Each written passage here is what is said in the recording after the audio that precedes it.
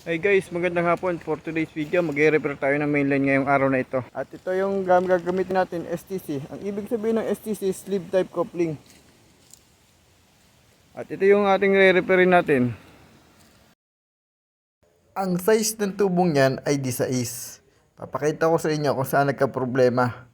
Diyan po nagka-problema sa hub na yan. Sumisingaw po yung tubig dyan dahil hindi maganda ang O-ring. Diyan po, puputulin po natin sa side na yan. Kaya ano pang hinihintay nyo? Samahan nyo kami para mag-repair. Tara guys!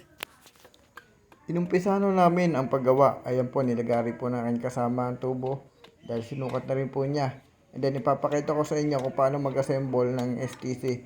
Uunahin nyo muna ay yung kanyang follower. And then ipapasok nyo po ang O-ring. Pinaka-O-ring niya. Pagkatapos niya i-set up ang STC and tubo, ako ay tumulong na sa kanyang paglalagari sa kasama ko. Sobrang kapal nga pala ang tubong ito.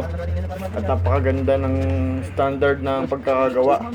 Sobrang tagal na rin. 1979 pa nung binaon na rin. Yung tubong yung bakal ay DI pipe nakatabi.